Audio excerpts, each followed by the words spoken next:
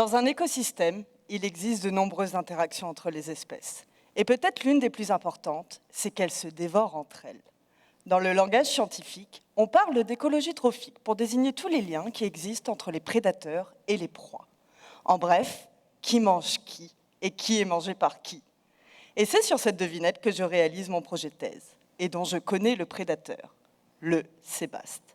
Alors il faut savoir que faire de l'écologie trophique, c'est une étape essentielle pour mieux comprendre le fonctionnement des écosystèmes, surtout lorsqu'ils se retrouvent être bouleversés.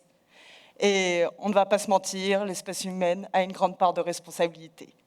Pollution, surexploitation des ressources, réchauffement climatique.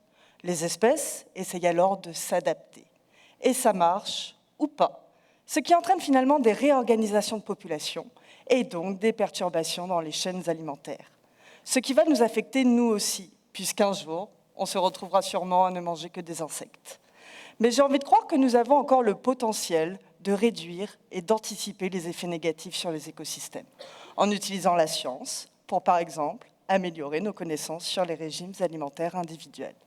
Et c'est ce que je me propose de faire avec le sébaste, qui est le poisson star du moment dans le golfe du Saint-Laurent. Et celui qu'on n'attendait plus après 25 années d'absence, causée à l'époque, entre autres, par la surpêche.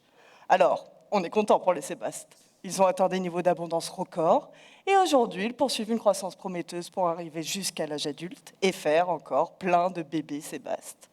Mais alors, on se demande aujourd'hui quelles vont être les conséquences et les menaces de leur retour en tant que prédateurs sur les autres espèces du golfe du Saint-Laurent et surtout sur les espèces de crevettes que les sébastes, mais aussi les Canadiens, semblent beaucoup apprécier. Et c'est donc là que j'interviens. Je fais très simple. Je regarde la composition alimentaire dans leur estomac.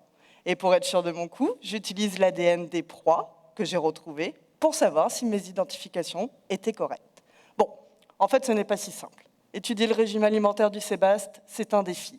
C'est un poisson des profondeurs qui a la fâcheuse tendance à régurgiter tout son bol alimentaire lorsqu'il est pêché, à cause des changements de pression qui sont trop rapides.